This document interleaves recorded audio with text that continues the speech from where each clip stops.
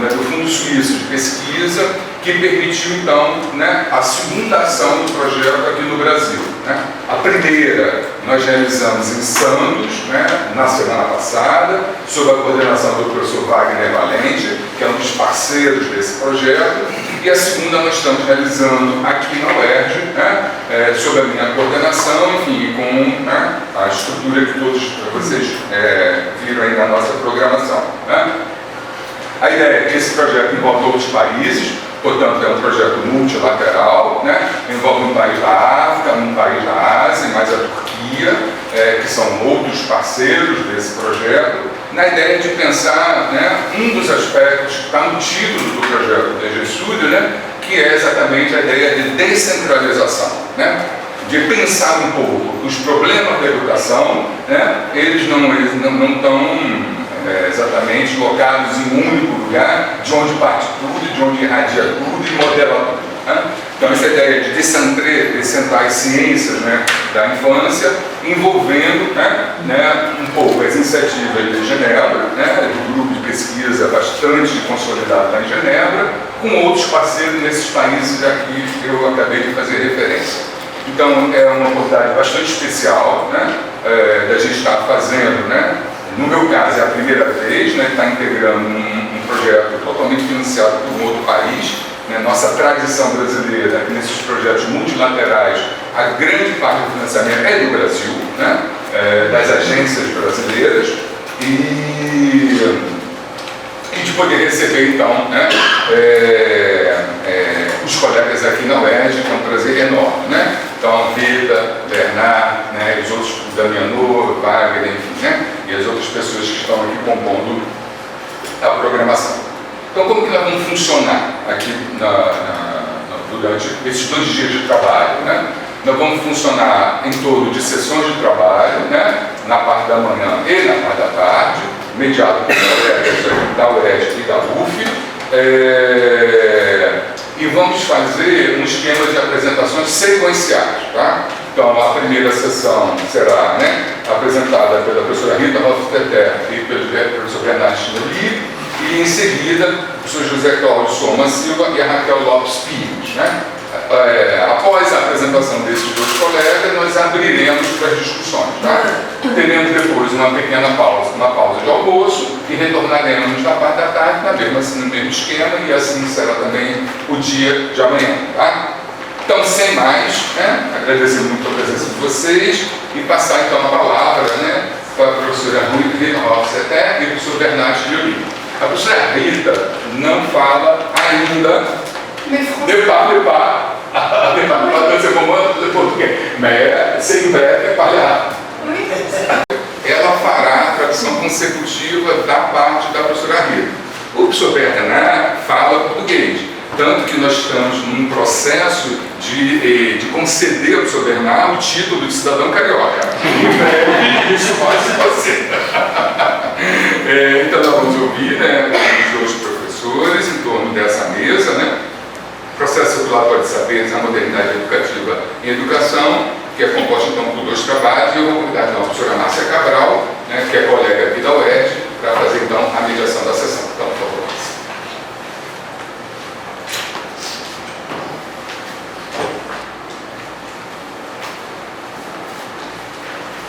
Bom dia,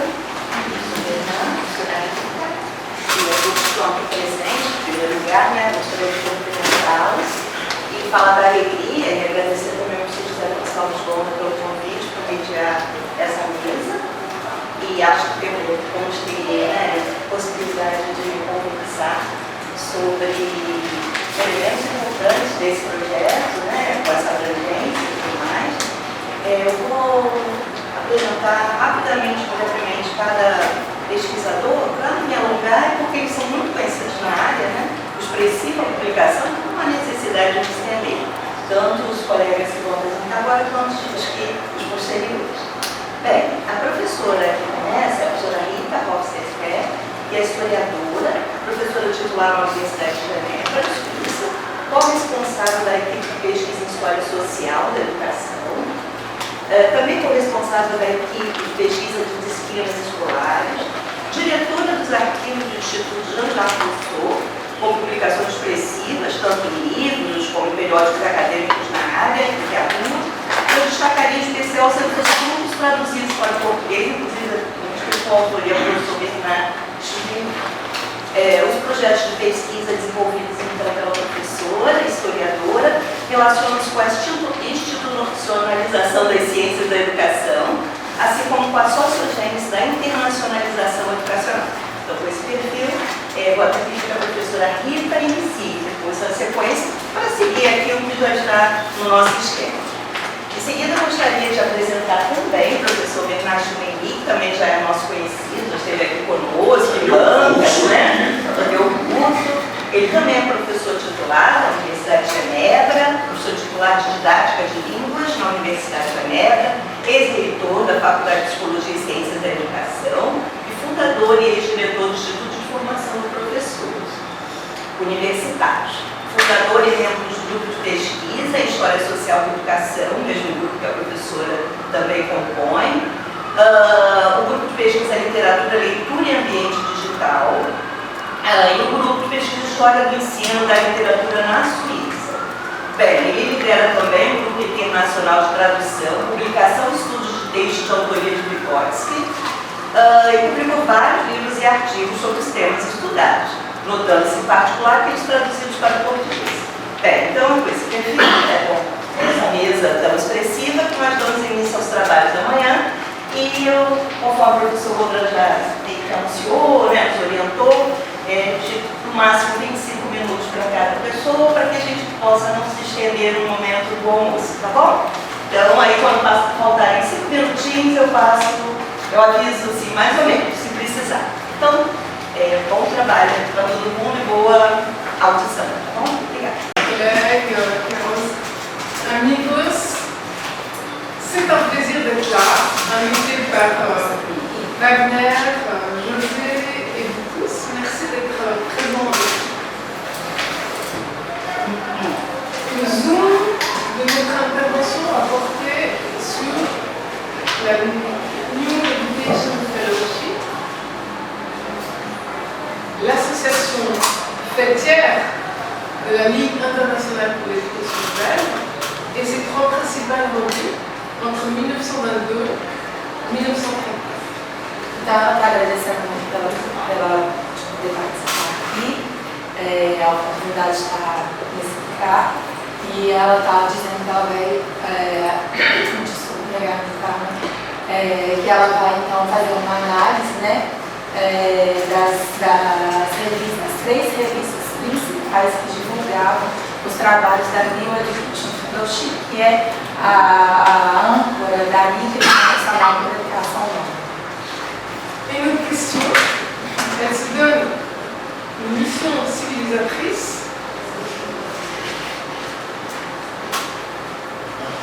Elle a pour ambition une mission, on pourrait dire d'abord à prétention universelle.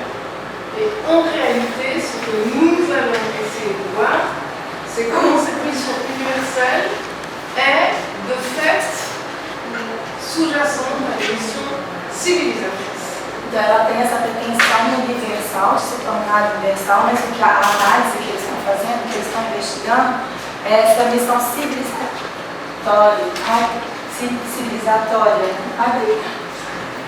que pode estar por trás dessa pretensão universal. Ela vai falar em francês o tempo todo, algumas partes que ela vai falar já vão estar traduzidas em português nos slides. Então, quando ela estiver dizendo algo que já está no slide, eu não vou traduzir. Mas quando ela fizer uma análise do que ela acabou de falar, um comentário, ou acrescentar alguma coisa, aí sim eu vou intervir.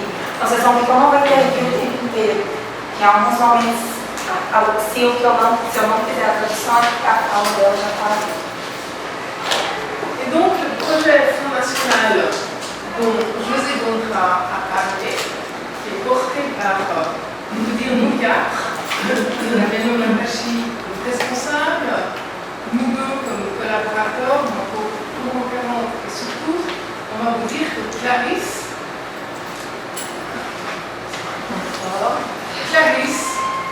est notre déléguée, missionnaire, ambassadrice, médiatrice avec l'Amérique latine grâce à sa magnifique thèse et son travail actuel.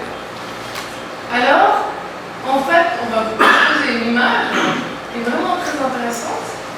C'est les archives du BIE, sur lesquelles on ne parle pas aujourd'hui, mais qui nous proposent des maps mondes, des cartes du monde, ici de la Corée en 1957, et qui déjà ont un autre regard et nous permettent quand même de nous interroger sur cette décentration.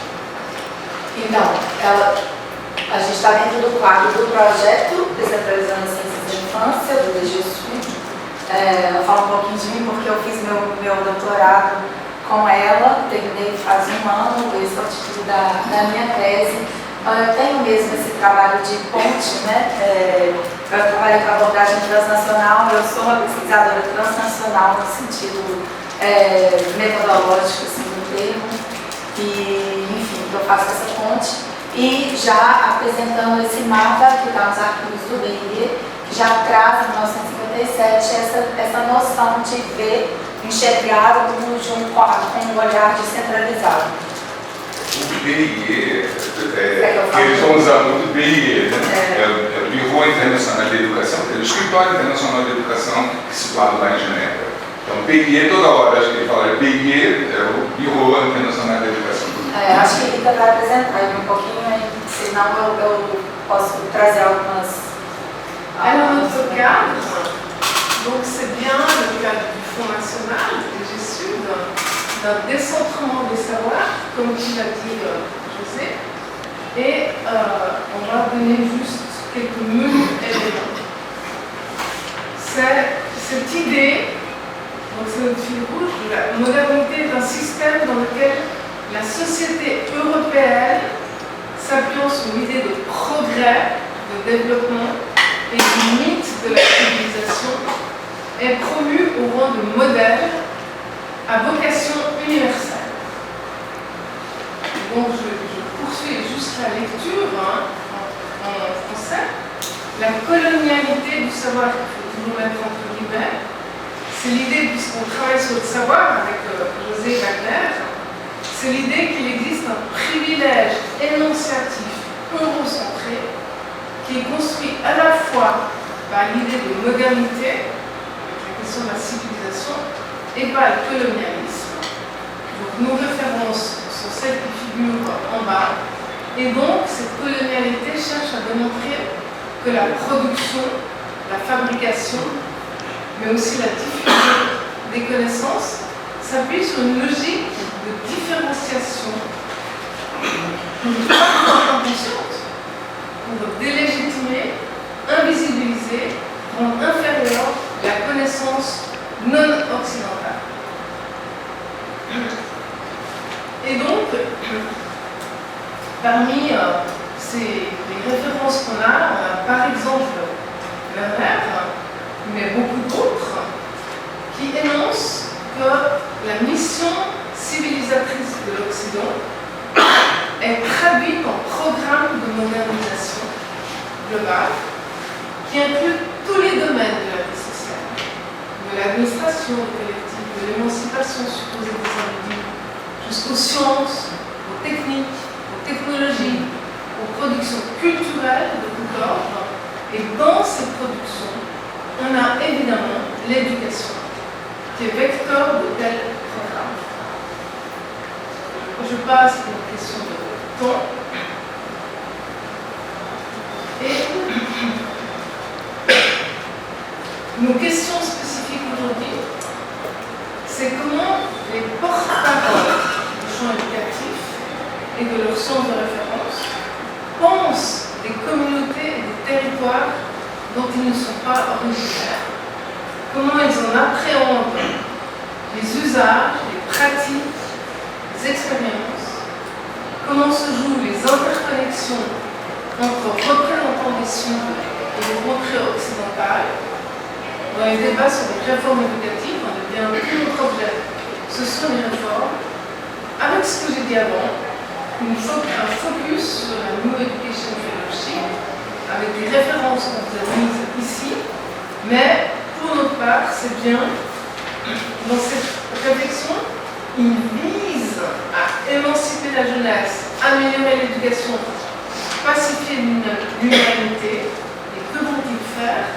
Eh bien, quand on lit leur texte, il y a un certain nombre d'ambiguïtés, de problèmes.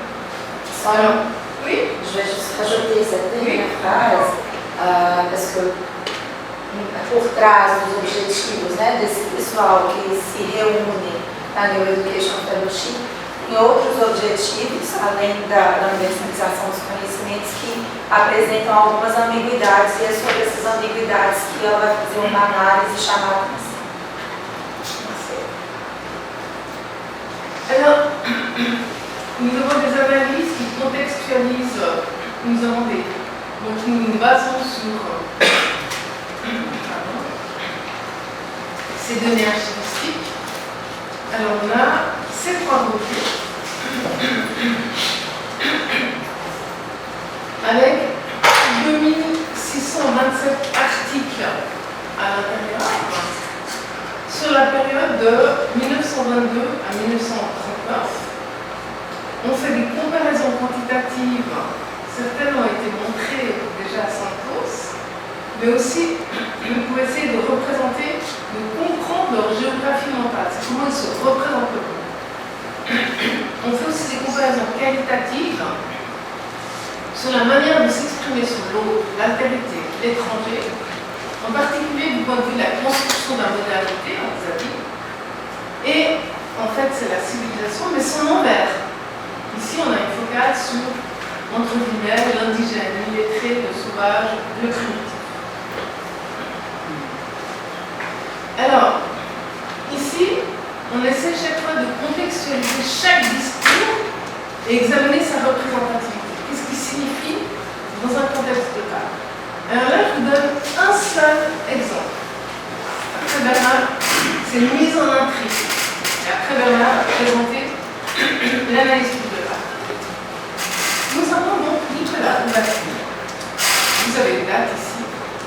Toute sa vie, elle est dédiée à la cause émancipatrice qui évite de réduire la vérité d'autrui. Et donc, c'est un russe qui construit une nouvelle science, la bibliopsychologie. Il a travaillé il vient de Russie, il a travaillé à l'Institut Rousseau, et puis à Lausanne, où il a construit son institut. Et pour lui, la thèse de base, c'est toute sa vie. L'accès au livre constitue l'outil clé pour l'éducation du peuple. Et donc, il faut... Oh là là, je termine. Il faut donc tenir compte des aspects psychologiques de la lecture, favoriser l'accès de tous à l'instruction. O acesso aos livros é uma ferramenta-chave para a educação dos povos, então é necessário levar em consideração os aspectos psicológicos da leitura para favorizar o acesso de todos à instrução. Et voilà la traduction, puisqu'on ne s'est pas complètement concerté les deux. Voilà. Et ce qu'on a envie de dire, c'est qu'il prépare un programme de culture populaire dans les pays primitifs, dans la revue Pour la Nouvelle, en 1938, et il construit cette esquisse psychologique des masses populaires dans les pays primitifs, mais pour les émotions. Et donc, qu'est-ce qu'on voit dans son texte? Il parle d'effectivement, on sort quelques extraits qui sont là en portugais. En fait, ces primitifs ont une vie intellectuelle pauvre, ce sont des individus impulsifs, ils sont facilement fatigués, même s'il y en a beaucoup qui sont passifs, sauf ceux qui sont en contact avec la culture européenne. Mais il y en a qui sont très endurants. Ils ont une grande capacité de travail. Mais en fait, c'est aussi l'entêtement, l'émotivité, la facilité, l'apathie des populations agricoles qui demeurent. Une grande majorité est complètement rapportée à la conservation, aux traditions, et ils ont un niveau très bas de développement intellectuel. J'aimerais juste ajouter une chose, parce qu'on n'a pas le temps de regarder ce texte, mais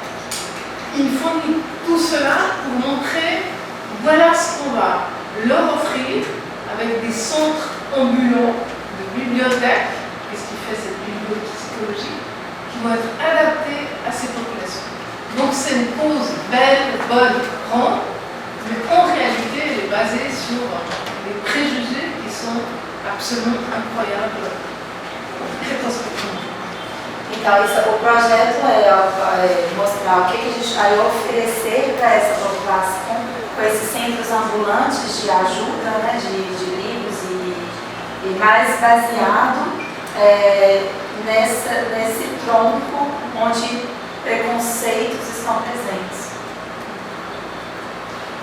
Sim, vamos falar a nossa análise entre países do sul global, o sul global e o norte global. Aqui a maneira de dividir o mundo para nós é interessante de observar quanto e como o sul global aparece nas 3 revistas da New Education Fellowship, Liga Internacional de Educação, em alemão, Weltbund für die Erneuerung der Erziehung.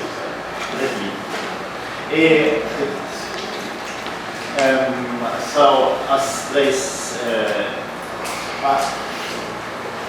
A New Education Fellowship foi fundada em 1921, mas vocês 3 organizações ao início, na divisão do mundo,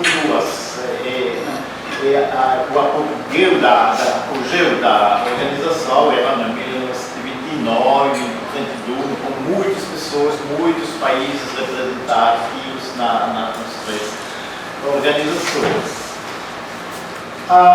Uma análise, primeira análise,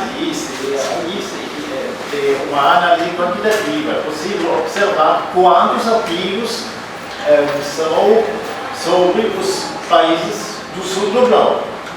É muito interessante, porque são muito poucos artigos, 3,3%, por exemplo, das Weltgezeiten, a revista germana, para a revista francófona é 6,6%, e para a revista em inglês e anglófona é 4,5%.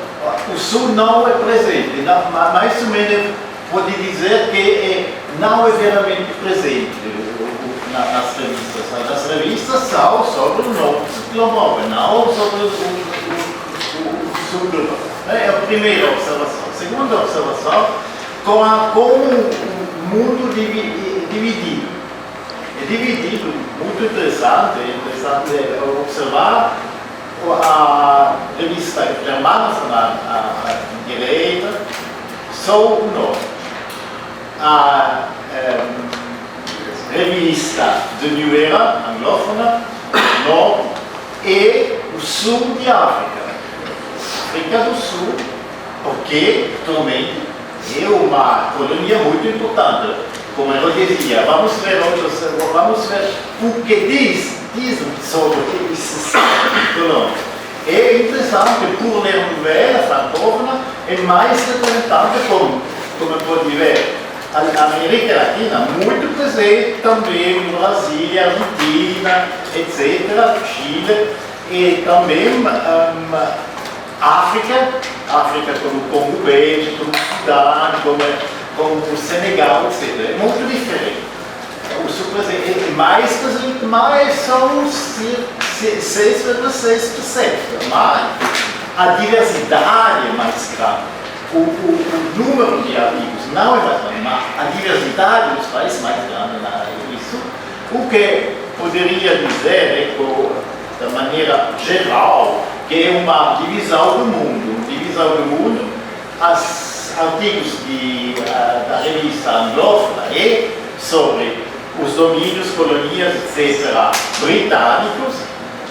A revista francófona é sobre os países latinos, América Latina, mas também outros países como Ásia, China, Índia, etc., é mais diverso.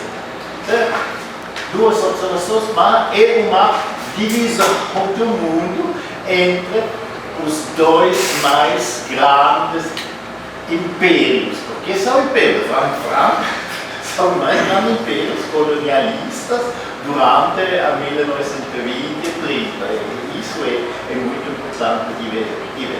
Se fazemos uma categorização das temas, são mais ou menos 250 artigos nas 3 revistas sobre o sul global, mais ou menos.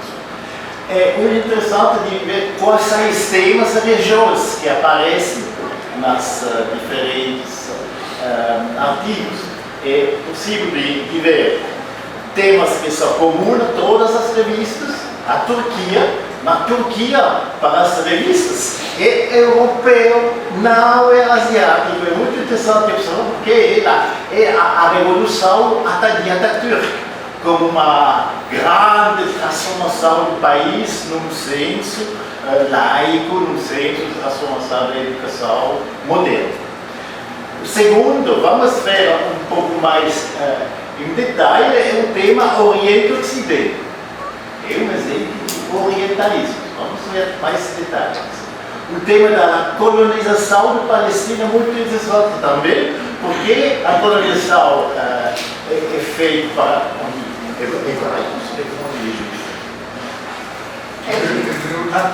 hebreus.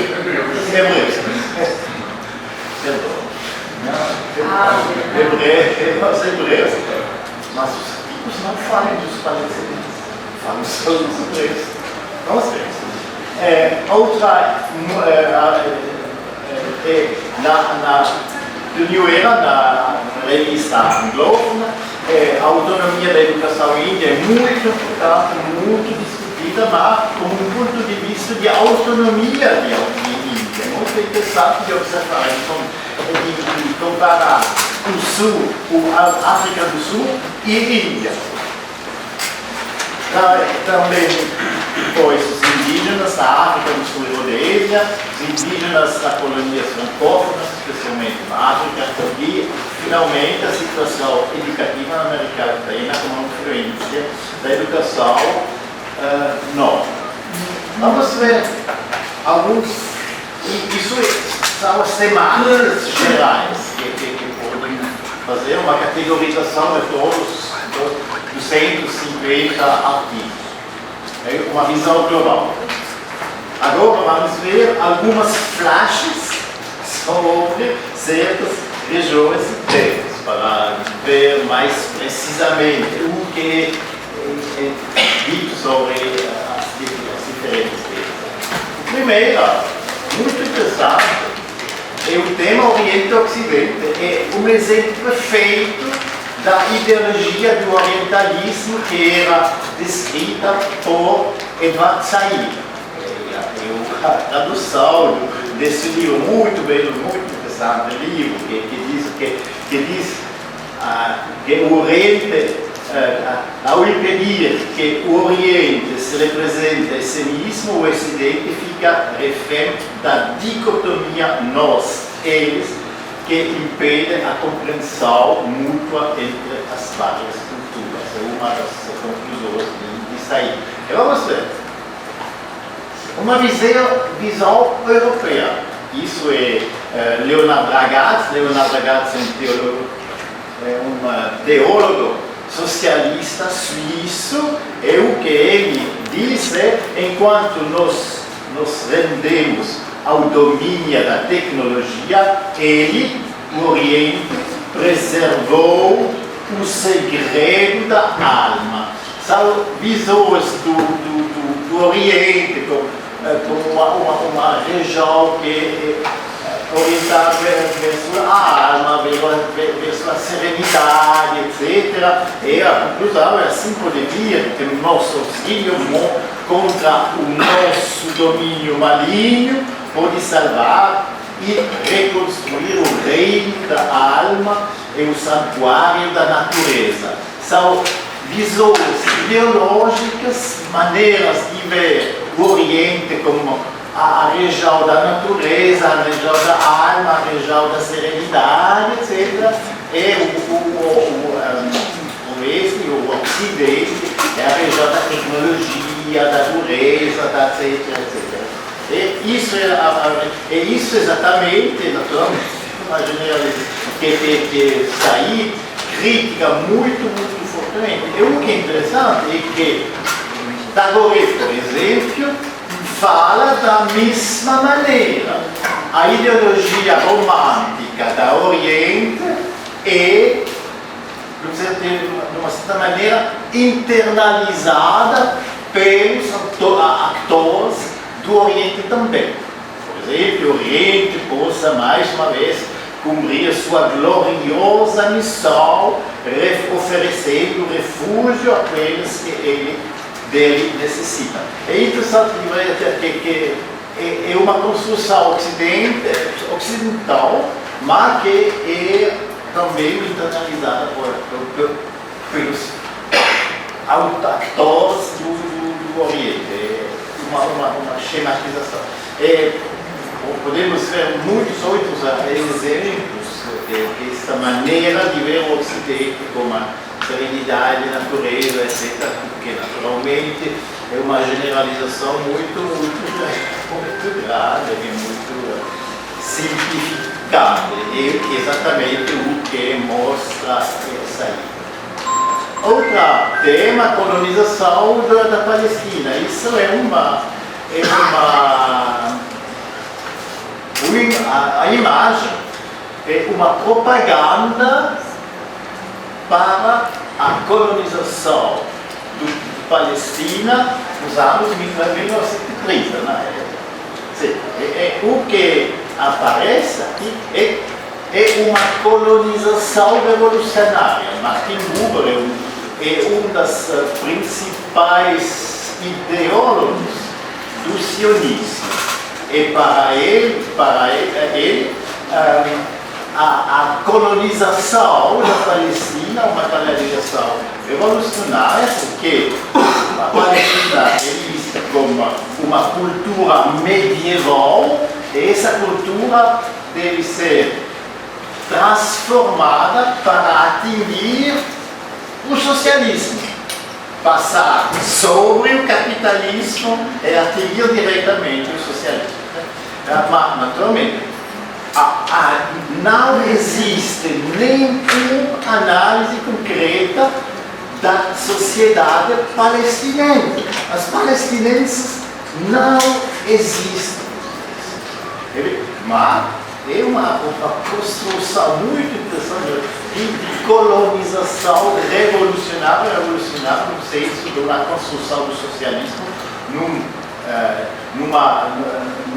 país, numa região que é uma região medieval, é possível de passar do feudalismo, mas não é analisado o feudalismo das palestinenses. É uma construção social para justificar a colonização como uma colonização revolucionária, como uma colonização progressista. É uma maneira muito interessante e acho que vimos consequências disso hoje. Outra análise que é muito interessante sobre a África do Sul. Na África do Sul existem duas raças. Mas as duas raças são não os indígenas, os brancos, as duas raças são os africanos, os brancos, e os britânicos, os ingleses. Brancos também. O problema da raça na África do Sul, que é discutido nos artigos da revista de New Era, é a dificuldade de coexistir, de respeitar a outra raça africana, etc. É o conflito entre as duas raças brancas. Isso é porque era um conflito